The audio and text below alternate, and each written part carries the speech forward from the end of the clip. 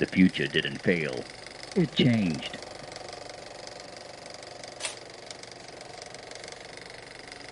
In the mid-1950s, the future of living wasn't just imagined, it was built.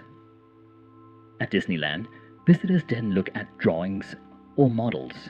They walked into tomorrow. Suspended above the ground, formed entirely of plastic, stood a house designed not for a blueprint, but for belief. This was the Monsanto House of the future. Inside, the promise of effortless living surrounded every room.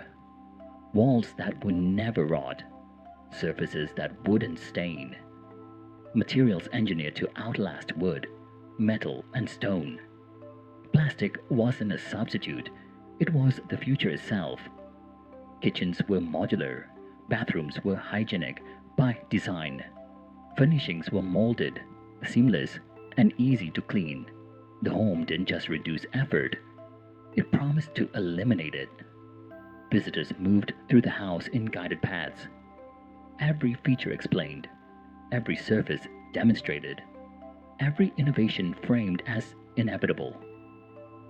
This wasn't how people lived, it was how the future was performed. The house functioned as an exhibit, a full-scale argument that modern materials could reshape daily life.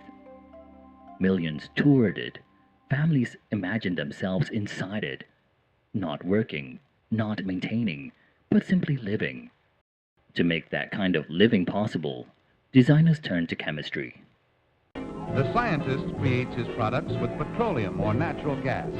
By shifting and rearranging the molecular structure, he creates new materials, replaces old and scarce materials, finds useful substances never before known to exist. It's all based on the soundest scientific reasoning, on formulas and more formulas. Yet beneath the polished surfaces, the future proved harder to sustain. The materials aged differently than expected. The systems required care.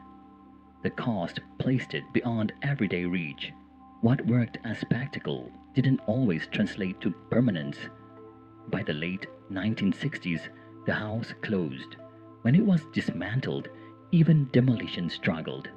The plastics designed to outlast everything refused to break apart. The future, it turned out, was very hard to erase. The Monsanto House of the future didn't fail. It succeeded.